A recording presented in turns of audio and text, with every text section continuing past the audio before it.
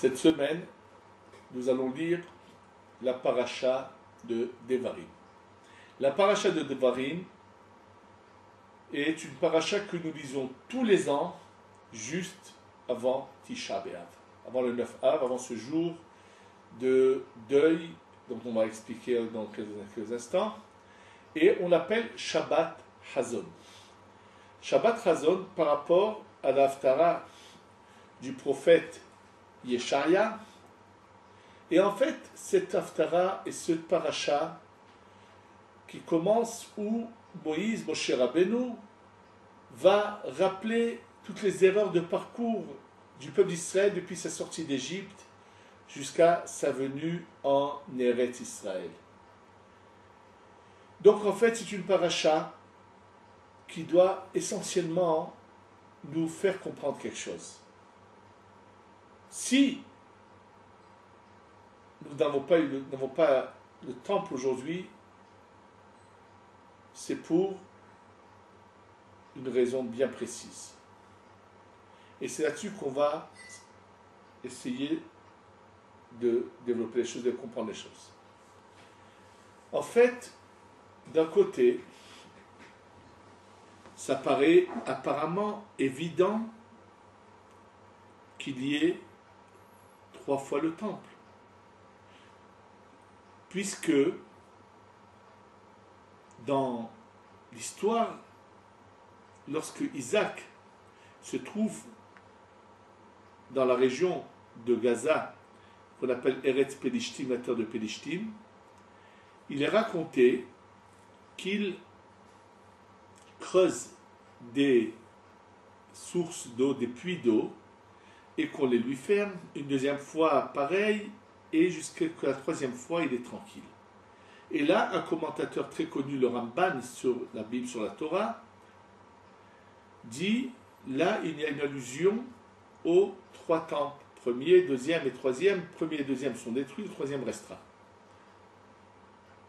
Alors, comment comprendre cela par rapport à notre conduite? Il faut comprendre une chose, que ce que la Kabbalah, les kabbalistes nous enseignent, que tout est basé sur une base de 3. 3 étapes dans la vie de l'homme: la grossesse, l'enfance et sa vie. En hébreu, Ibur, Yenika ou Mochin. 3 parties dans le corps de l'homme: le bas du corps, entre la tête et le bas du corps, et la tête. Au niveau des sphères, c'est 3, 3, 3. La tête est considérée comme 3 sphères qu'on appelle Chokhmah, Bina et Da'at, c'est-à-dire Chokhmah à droite, Bina à gauche, Da'at au centre. Le corps est représenté par les 2 bras et le corps, donc c'est Hesed à droite, Gvura à gauche, Tiferet au centre. Pareil avec le bas du corps, Netzach, Hod Yesod, les 2 jambes et la partie du sexe qu'on appelle Netzach, Hod Yesod. Donc on est à 3 niveaux. Et on peut voir que même notre Neshama, notre âme, quand elle rentre dans notre corps, elle est plus matérialisée dans le bas du corps que dans le milieu, et plus matérialisée du milieu que par rapport à la tête. On va donner un exemple très simple pour le comprendre. La partie d'âme qui est dans le bas de notre corps est plus proche de la matière. Donc la force de l'âme est plus matérielle que spirituelle. Nos jambes sont capables de porter du poids de manière constante, puisqu'ils portent notre corps, alors que si je mets un poids dans les bras de quelqu'un, après un moment, il n'arrivera plus à porter ce poids dans ses bras. Les bras se fatiguent plus vite que se fatiguent les jambes. Par contre, avec la main, je peux dessiner, avec les doigts du pied, je ne peux pas dessiner. Parce que la spiritualité qui se trouve dans mes mains est plus... La partie de l'âme qui est dans mes mains est plus spirituelle que la partie de l'âme qui se trouve dans le fin des pieds. Avec ma tête, je ne peux pas dessiner et je ne peux pas porter, mais je peux penser Donc c'est beaucoup plus spirituel. Donc ces trois niveaux, on les retrouvera constamment partout.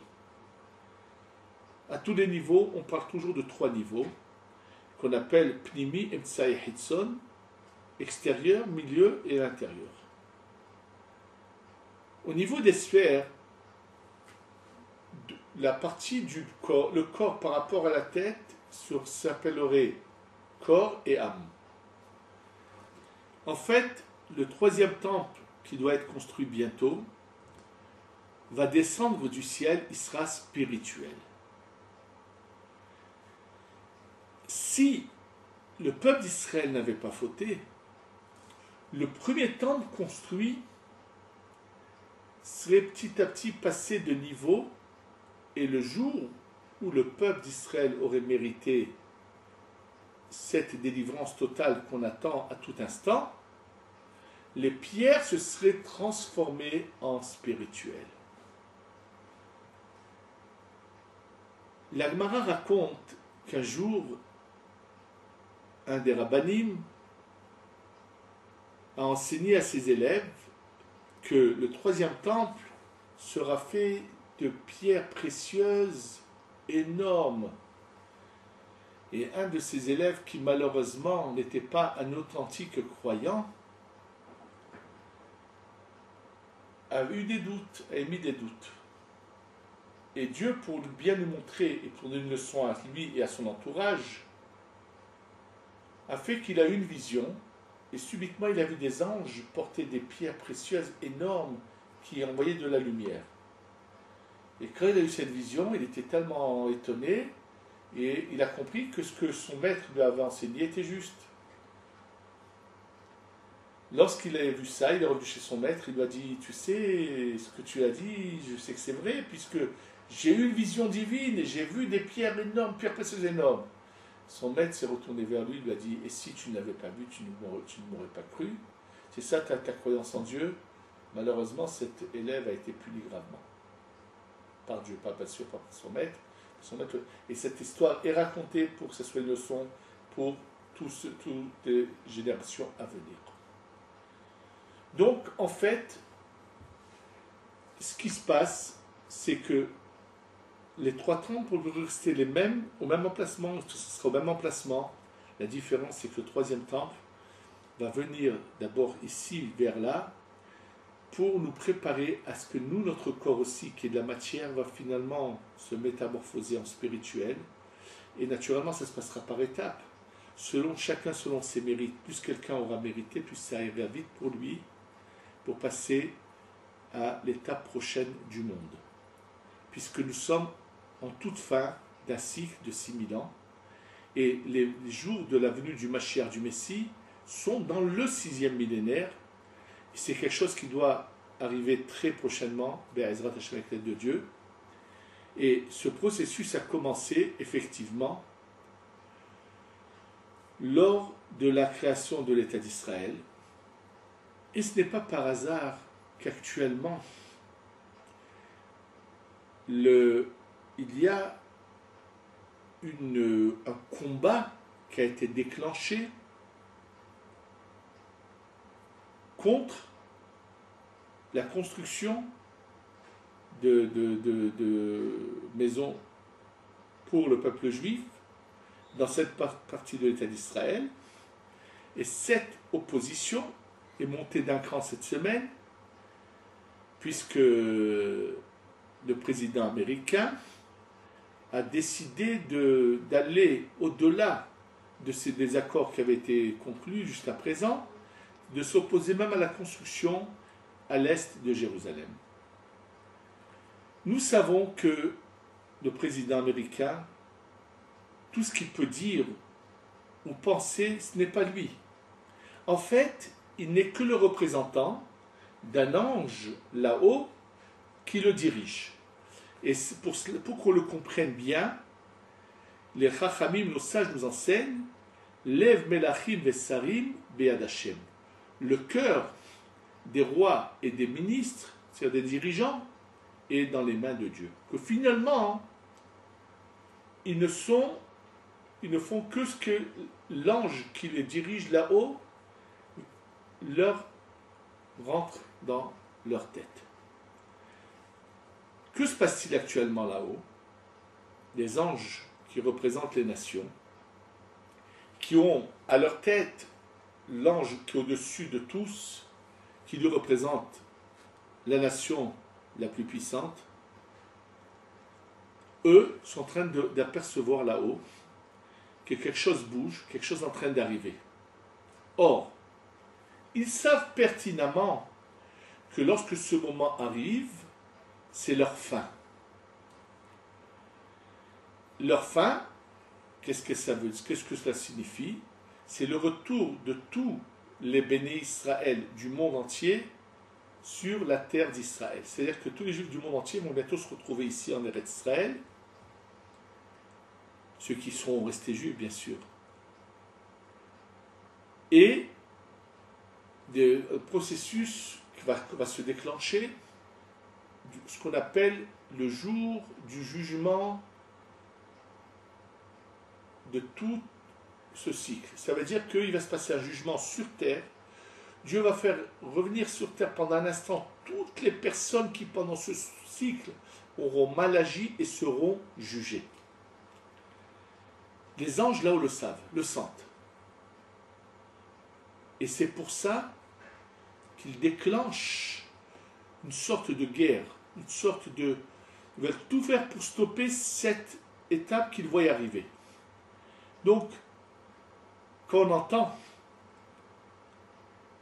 le président américain, entre autres, se faire le méchant qui veut à tout prix empêcher le peuple juif de s'installer sur sa terre, c'est que tout simplement son ange là-haut est en train de voir des choses.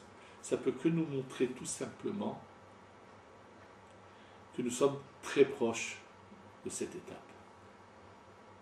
Je voudrais juste rappeler quand même que le commentaire le plus connu sur la Torah, sur les 5 livres de la Torah de la Bible, qu'on a appelé Rashi, qui sont les 3 lettres de Rabbi Shlomo Yitzhaki, qui était ce commentateur qui a eu des visions du ciel pour commenter la Torah et nous révéler des secrets de la Torah, et nous expliquer la Torah, bien que apparemment Rashi parle du texte, mais il cache des choses inimaginables dans ses paroles.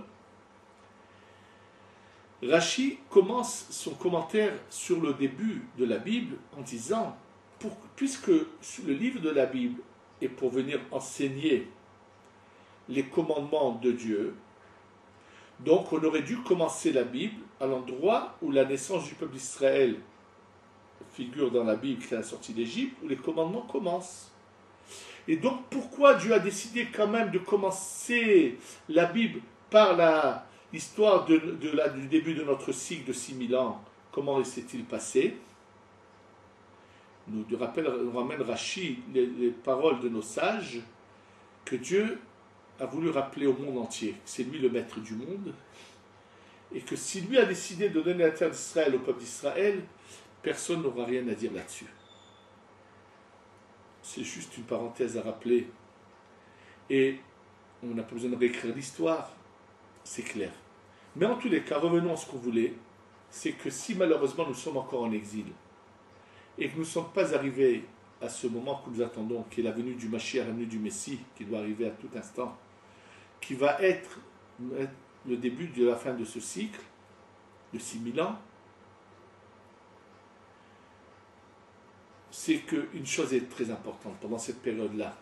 On doit se rappeler quelles étaient les erreurs qu'on a commises dans l'histoire qui nous ont fait que ça a mis tellement de temps à arriver à ce moment-là. Nous ne savons pas ce qui s'est passé dans les cycles antérieurs à nous.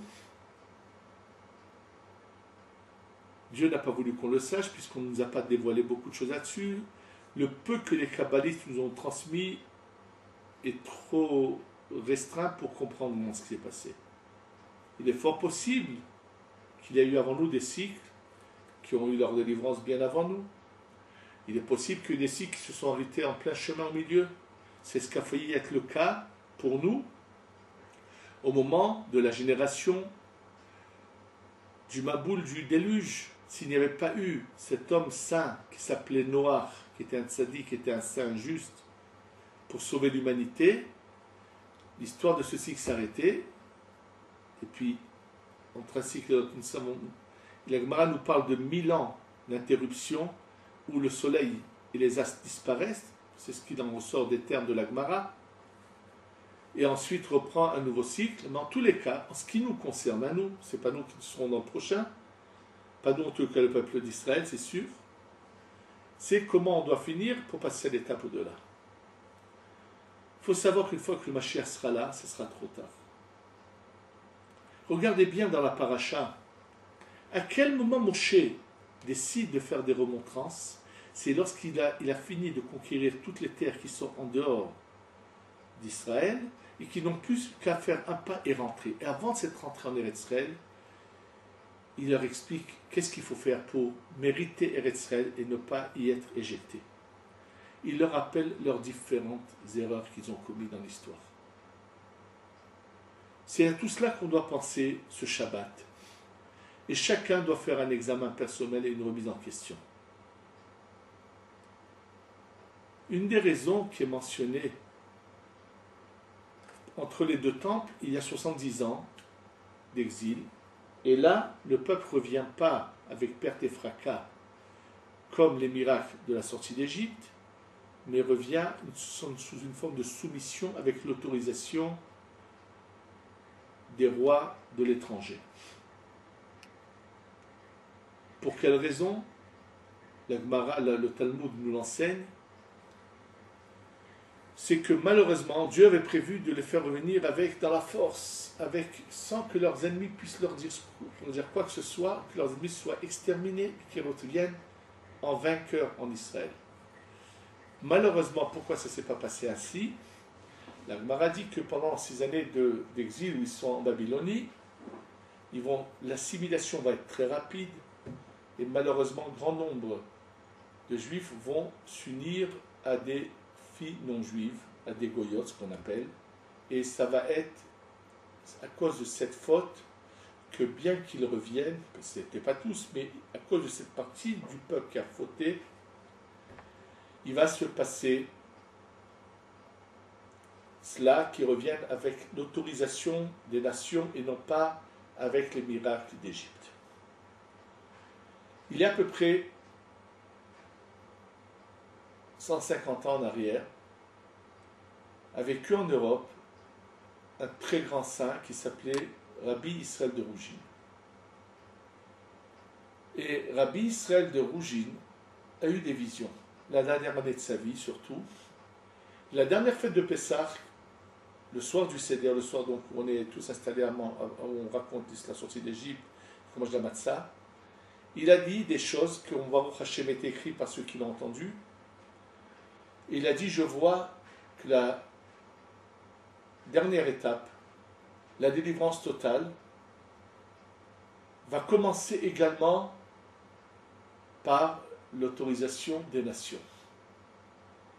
Et il était surpris parce que lui, à son époque, il a vécu en Europe, les gens n'étaient pas encore assimilés, n'allaient pas s'unir aux non-juifs, donc il ne comprenait pas pourquoi ça se passerait comme ça, c'est-à-dire que ça se passerait comme ça s'est passé après le retour du peuple juif sur la terre pour la reconstruction du deuxième temple.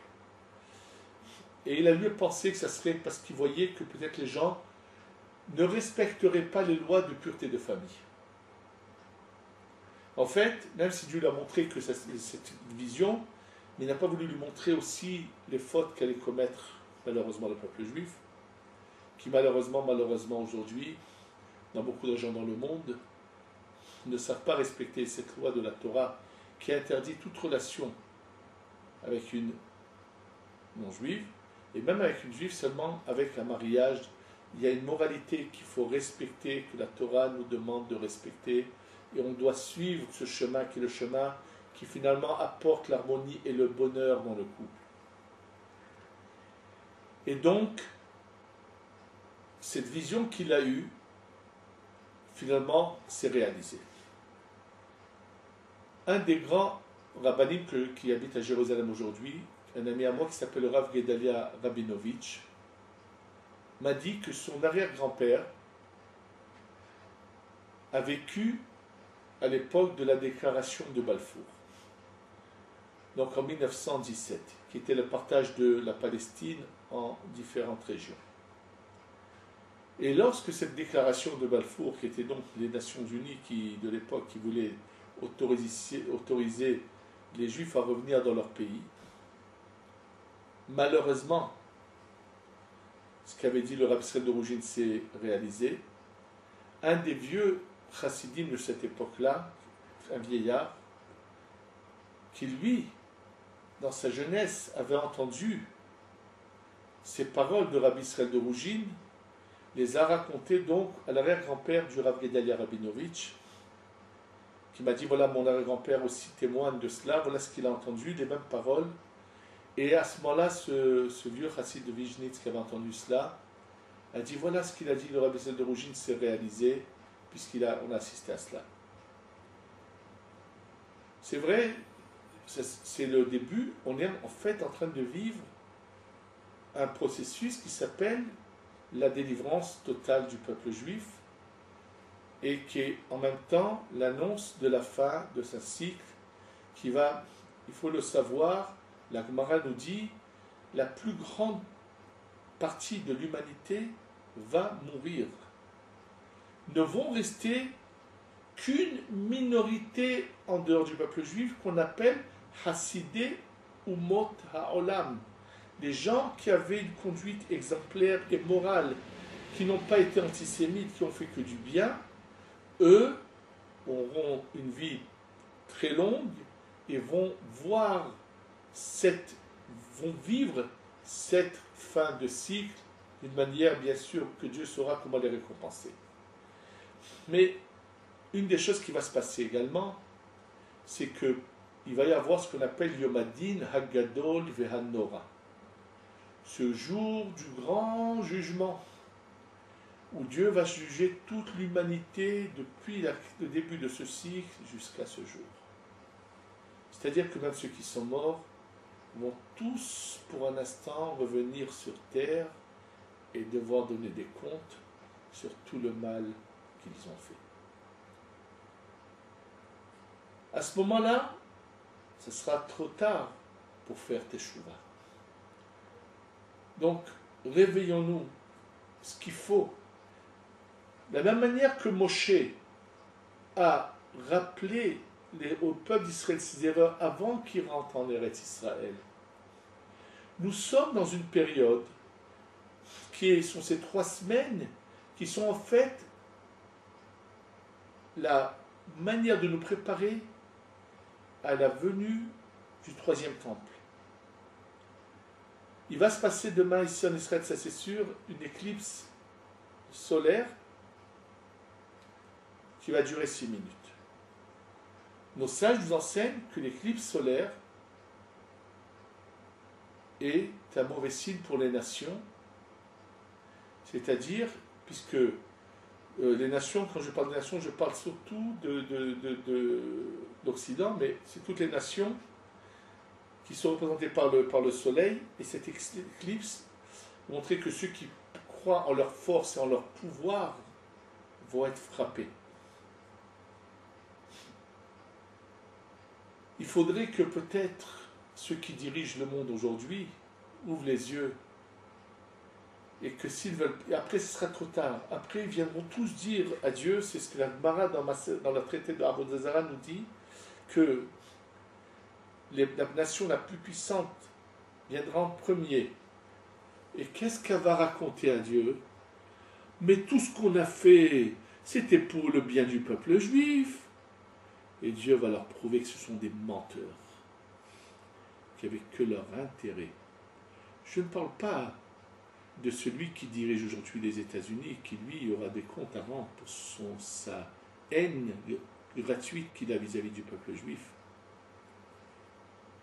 Et sa manière orgueilleuse, pédante, de vouloir se prendre pour le maître du monde et imposer ses points de vue, et vouloir croire que c'est lui qui peut tout faire.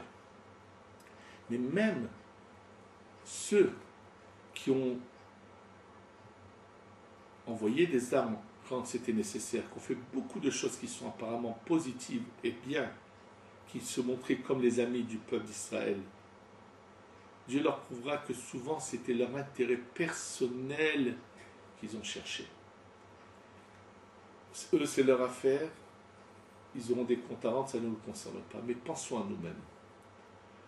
Pendant ce Shabbat, cette période qui nous reste jusqu'au 9 Av, où on doit se lamenter sur cette perte du temple et demander à Dieu de nous reconstruire le troisième temple, qui va se passer bientôt,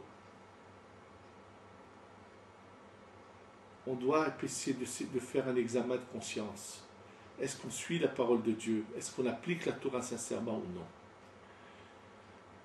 Juste pour conclure ce sujet, je voudrais rappeler, les Khamim nous enseignent que quelqu'un qui marche en route, et subitement il a comme une peur, une frousse qui lui vient, il ne sait pas pourquoi il a cette peur. La Gemara dit que tout simplement, il y a quelque chose que lui ne voit pas, mais ce qu'on appelle son mazal, c'est-à-dire qu'il y a quelque chose, son âme aperçoit, et donc lui communique cela. Il y a quelques jours, le chef spirituel musulman de Jérusalem, le samedi dernier, a reçu, je ne sais pas, des enfants d'un peu partout des musulmans en Israël. Et qu'est-ce qu'il a trouvé à dire? Les Juifs disent que le troisième temple sera reconstruit ici à l'endroit où il y a les mosquées, et bien ça ne se passera jamais. Pourquoi cette parole est-elle sortie de sa bouche? Parce que tout simplement, sa force qui le représente là-haut, en train d'apercevoir le troisième temple descendre, et elle ne sait pas comment exprimer son opposition. Si tout cela doit tout simplement nous rappeler qu'on est très proche de la Géoula, de la délivrance d'Hachem, et qu'on doit se dépêcher de revenir au bon chemin, à la Teshuvah Shelema, et que Be'ezrat Hachem, on soit zoché à la Géoula Shelema Bekarov. Amen ve Amen.